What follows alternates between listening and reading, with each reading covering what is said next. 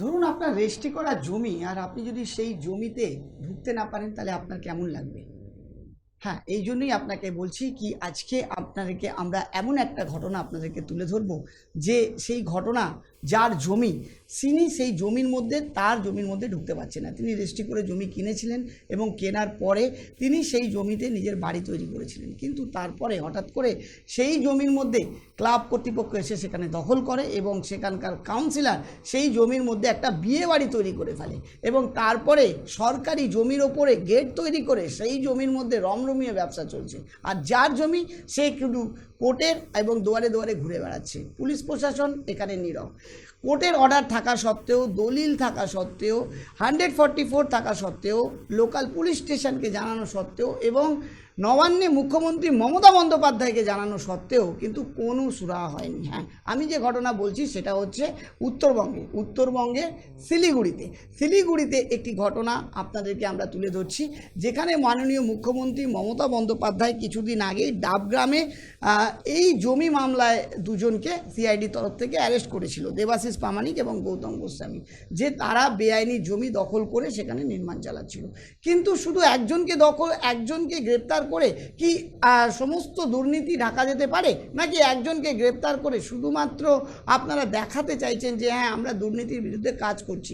যদি আপনারা দুর্নীতির বিরুদ্ধে কাজ করেন, এই শিলিগুড়িতে এই ঘটনা আপনাদেরকে আমরা তুলে ধরছি, কারণ এই মহিলা, তিনি শিলিগুড়ি থেকে আজকে আমাদের স্টুডিওতে কলকাতায় এসেছেন। তিনি বিভিন্ন জায়গায় গেছেন, বিভিন্ন জায়গায় ঘুরেছেন, কিন্তু কোনো ফল তিনি পাচ্ছেন না। তাই আজকে আপনাদের সম্মুখীন হয়ে তিনি তার মনের, তার দুঃখের কথা, তার কষ্টের কথা আপনাদের কাছে রাখতে চাইছেন, যে আমরা কোন রাজ্যে রয়েছি, যে রাজ্যে আমরা এখনও পর্যন্ত পুলিশ প্রশাসনের কাছ থেকে যদি কোনো রকম আমরা যদি কোনো আশ্বাস ফিডব্যাক না পাই, আমাদের কাছে কাগজপত্র থাকা সত্ত্বেও লোকাল কাউন্সিলর সেখানে যদি জোর করে সেই জমির মধ্যে ব্যবসা চালায়, তাহলে আমরা কার কাছে যাব? আমরা কার কাছে গিয়ে আমরা আমাদের জমি, আমাদের জায়গা আমরা কার কাছ থেকে পাবো? কারণ বেশি কিছু বললে হুমকি দেওয়া হচ্ছে। আজকে আমরা তার মুখে আমরা আপনাদেরকে সেই ঘটনা আপনাদেরকে আমরা তুলে ধরবো। আমাদের সাথে এই মুহূর্তে রয়েছেন, শিলিগুড়ি থেকে এসেছেন সোমা রায়চৌধুরী। সোমা রায়চৌধুরী ম্যাডামকে আমাদের স্টুডিওতে অনেক অনেক স্বাগত। প্রথমেই আপনার কাছে জানতে চাইব, যে ঘটনা আপনার সাথে হয়েছে খুব দুঃখজনক ঘটনা, এবং এই ঘটনা আপনি বহুদিন ধরে সাফার করছেন।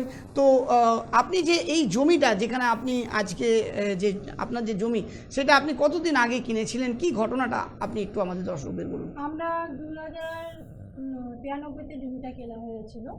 রেজিস্ট্রি হয়েছিল কি জমিটা? তার সব কাগজপত্র আছে আপনাদের কাছে? আছে আমাদের কাছে, কিন্তু তারপর থেকে এখনো পর্যন্ত আমি সব দুয়ারে দুয়ারে ঘুরেছি, সবাইকে জানিয়েছি, কোনো কিছু আমরা কিছু ফল পাইনি। কিছুদিন আগেও আমি তারপরে নবান্নতে চিঠি করেছি, আমাদের পুলিশ কমিশনার, এসডিও, ডিএম সবাইকে ইমেল করে আমি জানানো হয়েছে, কিন্তু এখনো পর্যন্ত তাদের কাছ থেকে আমি কিছু রিপ্লাই পাইনি। যেই জন্য বাধ্য হয়ে আজকে একা হয়ে, আজকে আমার মার নামে জমি, আমি তার মেয়ে, সেখান থেকে আমি একা এসেছি আমার মার জমি মানে দেওয়ার জন্য, যে সে যেন সুবিচারটা পায়। তার আজকে সে 45 বছর হয়ে গেল এই ভাড়া বাড়িতে চলছে, মানে থেকে যাচ্ছে। এখন তাদের যেরকম অবস্থা, মানে চলছে না সেরকম। নিজের জমি থাকা সত্ত্বেও ভাড়ার বাড়িতে রয়েছে এবং জমি রেজিস্ট্রি করে কিনেছেন, সরকারকে ট্যাক্স দিয়েছেন, তারপরে সেই জমি রেজিস্ট্রি হয়েছে, সেই জমিতে তাদের সমস্ত কাগজপত্র রয়েছে, তারপরেও সেই জমিতে ঢুকতে পারছেন। এখন জমির কি অবস্থা, কারা দখল করে রয়েছে? শিলিগুড়ি দুধমোড়ে আমাদের জমি, পূর্বাঞ্চল ক্লাব শিশু উদ্যান, 21 নম্বর ওয়ার্ড।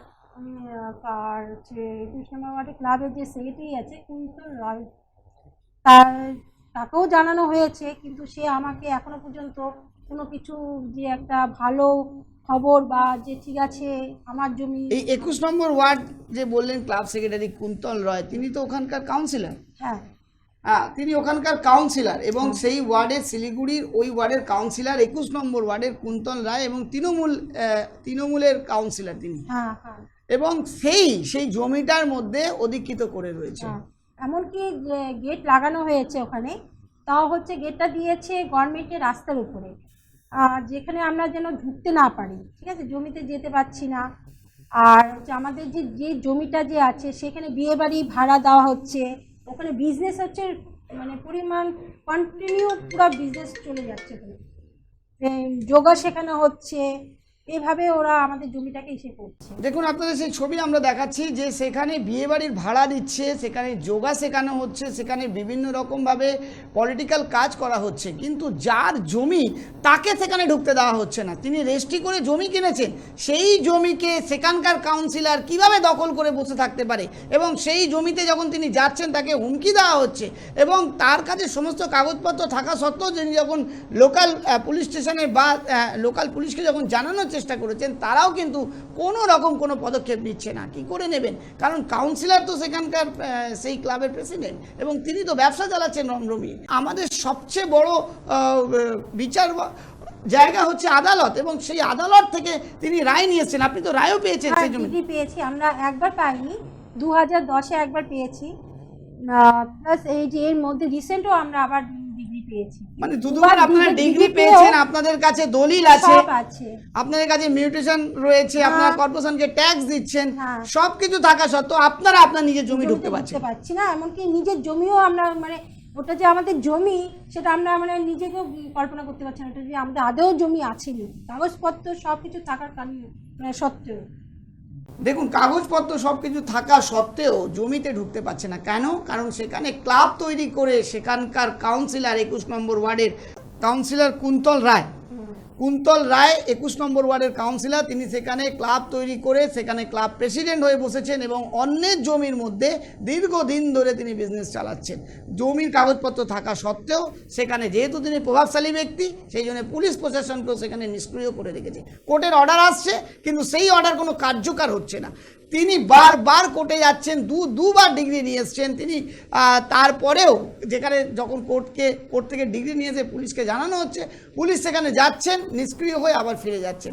তাহলে গ্রাউন্ডে যদি কাজ না হয়, তাহলে এই আইন ব্যবস্থার উপরে মানুষের কি ভরসা থাকবে? তাহলে মানুষ যে রেজিস্ট্রি করে আজকে যদি জমি কিনছে, সেই রেজিস্ট্রি জমিরও আজকে তাহলে কোনো রকম ভ্যালু থাকছে না। এইরকম প্রচুর কেস রয়েছে। শিলিগুড়িতে মুখ্যমন্ত্রী মমতা বন্দ্যোপাধ্যায় নিজেও জানেন যে এরকম ঘটনা ঘটে চলেছে বিভিন্ন জায়গায়। তিনি মাত্র একটি জায়গায়, যেখানে দেবাশিস প্রামাণিক এবং গৌতম গোস্বামীকে ডাকগ্রাম 1 জলপাইগুড়ি ডিস্ট্রিক্টে, সেখানে তাকে গ্রেপ্তার করেছেন সিআইডিতে দিয়ে। কিন্তু আর বাকি জায়গাগুলো যে এরকমভাবে মহিলারা এরকমভাবে তাদের প্রাপ্য জমি তারা ফিরে পাচ্ছে না, তাদের জন্য সরকার কেন কোনো ব্যবস্থা নিচ্ছে না? তারা কোথায় যাবে? তারাও তো এই রাজ্যের নাগরিক, তারাও তো তাদেরও তো অধিকার রয়েছে। তারা এখন আমাদের কাছে আসছে, আমরা সেই ঘটনা আপনাদের কাছে আমরা তুলে ধরার চেষ্টা করছি। যদি সুবিচার পায় এই ভদ্রমহিলা, আজকে ভাবুন শিলিগুড়ি থেকে তিনি এখানে এসেছেন, একা মহিলা, এবং তিনি তার কষ্টের কথা আজকে আমাদের মাধ্যমে আপনাদের কাছে তুলে ধরার চেষ্টা করছেন। ম্যাডাম, এই যে আপনি এত দূর থেকে এখানে এসেছেন, আজকে আপনি একা লড়াই করছেন, এবং আপনার মাও অসুস্থ আপনি যেটা বললেন, তো আপনি এই যে পুলিশ প্রশাসনকে জানিয়েছেন, কোর্টে গেছেন, তো এর পরেও আপনি কোনো সুবিচার পাচ্ছেন না? আপনি নবান্নে জানিয়েছেন বললেন, তো আপনি কি কোনো সেখান থেকে কোনো ফিডব্যাক পেয়েছেন? না, কিচ্ছু পাইনি এখনো পর্যন্ত। আমি এমন কোনো লোক মানে এসে নেই, মানে জানানো হয়নি যাদেরকে, সবাইকে পুলিশ থেকে আরম্ভ করে উঁচু মহল থেকে আরম্ভ করে সবাইকে জানিয়েছি, কিন্তু আমাদের পেছনে তারা পর্যন্ত এখনো পর্যন্ত দাঁড়ায়নি যে না, তাদের জমি, যার জমি সে পায়, সেই বিচারটা আমরা এখনো পাইনি। দেখুন, আজকে একজন মহিলা তিনি কিভাবে কষ্টের মধ্যে সাফার করছেন। ভাড়ার বাড়িতে রয়েছেন, নিজের জমি থাকতে নিজের জমিতে ঢুকতে পারছেন না। তিনি বিভিন্নভাবে চেষ্টা করে, তিনি কষ্ট করে, তিনি আইনের উপরে আস্থা রেখেছেন, তিনি কেস করেছেন, সেখান থেকে তিনি অর্ডার পেয়েছেন, ডিগ্রি পেয়েছেন, সেই ডিগ্রি নিয়ে থানায় নিয়ে এসছেন, থানা নিষ্ক্রিয় হয়ে যাচ্ছে, গ্রাউন্ডে গিয়ে থানা কোনো কাজ করছে না। তাহলে কোথায় যাবেন আজকে বলুন? এই মহিলা তিনি আজকে কোনো জায়গায় খুঁজে যেতে না পেরে আজকে আমাদের কাছে এসে আমাদের মাধ্যমে আপনাদের কাছে এই ঘটনা তুলে ধরার চেষ্টা করছে। এখন আপনাদের ওই জমির মধ্যে বলছেন গেট লাগিয়ে দিয়েছে, হ্যাঁ হ্যাঁ, সরকারি জমি সেটা? না না, যেখানে গেটটা লাগানো হয়েছে সরকারি রাস্তার উপরে। আচ্ছা, সরকারি রাস্তার উপরে গেট লাগিয়ে দিয়েছে, যাতে আপনারা সেটাও আমরা কর্পোরেশনকে জানিয়েছিলাম, কিন্তু সেটাও সেখান থেকেও আমরা কোনো কিছু, যে গেটটা যে লাগানো হয়েছে সেটা হচ্ছে গভর্নমেন্টের যে রাস্তাটা যে আছে সেখানে লাগানো হয়েছে। কি করে পারে, কি করে সম্ভব? তাদের কালে সাথ দিচ্ছে সবাই, তাদের কিছু না থেকে মানে সবাই তাদের পেছনে আছে। আজকে আমাদের কাছে সব কিছু থাকার কারণে, কাগজপত্র, ডিগ্রি সব থাকার আছে, কিন্তু তাও সত্ত্বেও আমাদের পিছনে লোক নেই। কেন আমি বুঝতে পারছি না, কিসের জন্য নেই। বুঝতে পারছেন তো কি পরিস্থিতি, কি অবস্থা। আজকে আপনার জমি, আপনার নিজের জমি থাকা সত্ত্বেও, আপনার কাছে রেজিস্ট্রির কাগজ থাকা সত্ত্বেও, আপনার কাছে সমস্ত রকমভাবে সরকারি নথিপত্র থাকা সত্ত্বেও আপনি আপনার জমিতে ঢুকতে পারছেন না। কেন ঢুকতে পারছেন না? কারণ লোকাল কাউন্সিলর তিনি সেই জমিতে ক্লাব বানিয়ে প্রেসিডেন্ট হয়ে বসে আছেন এবং তাকে মদত দিচ্ছে ওপর মহল থেকে। আজকে যদি এই শক্তি না পেত তাহলে পুলিশ প্রশাসন ডিগ্রি থাকা সত্ত্বেও ডিগ্রির ওপরে কোনো কাজ করছেন না, তাহলে আইনের ব্যবস্থার উপরে মানুষের কী ভরসা থাকবে? আর একজন মহিলা তিনি এইভাবে তার জমি থাকা সত্ত্বেও তিনি কতদিন এইভাবে এদিক ওদিক তিনি ঘুরে বেড়াবেন? কোথায় যাবেন তিনি? আজকে আমরা এই প্রতিবেদন আপনাদের কাছে আমরা এই জন্য তুলে ধরার চেষ্টা করছি যে এরকম প্রচুর মানুষ রয়েছে যাদের এরকম ঘটনা আমাদের কাছে সামনে আসছে। আজকে এই ঘটনা আমাদের কাছে খুব মর্মান্তিক এবং দুঃখজনক বলে মনে হয়েছে, কারণ এই মহিলা তিনি শিলিগুড়ি থেকে তিনি এসেছেন আমাদের কলকাতায় আমাদের স্টুডিওতে। তিনি একটা আশা নিয়ে এসেছেন যদি আমাদের মাধ্যমে আপনাদের কাছে এই ঘটনা তুলে দিতে পারে, যদি পুলিশ প্রশাসন এবং আমাদের প্রশাসন ব্যবস্থা যদি এই ভিডিও দেখেন এবং দেখে যদি তিনি কার্যকরী ব্যবস্থা নেন, তাহলে এই মহিলা হয়তো আবার বেঁচে যেতে পারেন। তার বৃদ্ধ মা অসুস্থ হয়ে রয়েছে, পরিবারের অবস্থা খুবই খারাপ, তারপরেও তিনি একটা আশা নিয়ে এখানে এসেছেন, শেষ আশা, শেষ চেষ্টা করতে তিনি এখানে এসেছেন। যদি আমাদের এই ভিডিও যদি প্রশাসনের কাছে পৌঁছয়, আধিকারিকদের কাছে পৌঁছয়, মাননীয় মুখ্যমন্ত্রীর কাছে যদি পৌঁছয়, যদি তিনি এটা দেখেন এবং এই মহিলার পাশে যদি দাঁড়ান, তাহলে হয়তো এই মহিলা বেঁচে যেতে পারে। আজকে যেখানে মাননীয় বলছেন যে আমরা জিরো টলারেন্স, আমরা কোনো টলারেন্স সহ্য করব না, আমরা কোনো দুর্নীতি করব না, সেখানে একটা কাউন্সিলর এইভাবে জমির ওপরে বসে থেকে তার কাছে যার কাগজপত্র তাকে ঢুকতে দিচ্ছে না। এটা কোথাকার আইন? এটা কোথাকার নিয়ম? এটা কোথাকার, তিনি কোথায় যাবেন? কিভাবে তিনি তার সুব্যবস্থা পাবেন? আপনি বললেন যে আপনি আধিকারিকদের জানিয়েছেন, কাকে কাকে জানিয়েছেন? আমি দিদিকে নবান্নতে জানিয়েছি, আমাদের ডিএম, তারপরে police commissioner, local police, Gautam Deb, মানে কেউ বাদ নেই, সবাইকে জানানো হয়েছে। তারা কোনো অ্যাকশন নেননি? না, সবাই জানে আমাদের জমিটা আজকের থেকে যে নতুন ঘটনা না, আজকে 35 বছরের উপরেই হবে হয়তো। 35 বছর ধরে আপনারা সংঘর্ষ করছেন আপনাদের জমি নিয়ে। হ্যাঁ, সবাই জানে, কিন্তু জেনে সবাই এরকম ভাব দেখাচ্ছে যে তারা কিছুই জানে না। আমি দিদির কাছে একটাই অনুরোধ করবো, হাত জোর করে, যে আমার জমি যেন আমাকে ফিরে দেওয়া হোক, আর কিছু না। সবাই ভালো থাকো। আর কষ্টের জমি, মানে আমার মা যেরকম অবস্থায় আছে তার নামেই জমি, যে মা আসতে পারিনি বলে আমি এসেছি। আপনার কাছে এইটুকু অনুরোধ দিদি, আমার জমি আমাকে ফিরে দেওয়া হোক, আর কিছু চাই না। একজন নাগরিক, একজন আমাদের রাজ্যের নাগরিক, পশ্চিমবঙ্গের বাংলার নাগরিক, তিনি আবেদন করছেন যে তার প্রাপ্য জিনিস তিনি ফিরে পান। কেউ কি এর পাশে এসে দাঁড়াবে না? এর পাশে কি প্রশাসন বা আমাদের সরকার এনার পাশে এসে দাঁড়াবেন না? কারণ তার কাছে তো সমস্ত কাগজপত্র আছে, তার কাছে দলিল আছে, তার কাছে কোর্ট অর্ডার আছে, তার কাছে মিউটেশন সার্টিফিকেট রয়েছে, সব কিছু রয়েছে, তারপরেও তার জমিতে ঢুকতে পারছে না। এত বড় একটা স্ক্যাম, এত বড় একটা কাণ্ড ঘটছে এই রাজ্যের মধ্যে। শুধু মুষ্টিগত কিছু মানুষ একটা গ্রুপ করে রয়েছে যাতে এই বিষয়টা যাতে কোনোভাবে বাইরে না বেরিয়ে যায়। সোমা রায়চৌধুরী ম্যাডাম তিনি শিলিগুড়ি থেকে কলকাতায় এসছেন, তার মনের কথা, দুঃখের কথা আজকে আপনাদের কাছে তুলে ধরলেন। আজকে যদি এই প্রতিবেদন দেখার পর তার উপরে যদি কোনো রকম কোনো ক্ষতি হয়, তাহলে কিন্তু এই পূর্বাঞ্চল ক্লাব শিশু উদ্যান এবং এই ক্লাবে যারা সদস্য রয়েছে, এই ক্লাবে যারা প্রেসিডেন্ট রয়েছে, সেখানকার লোকাল কাউন্সিলর, তাদের ওপর কিন্তু তারা দায়ী থাকবে। কারণ আজকে তিনি আশঙ্কা প্রকাশ করছেন যে তিনি খুবই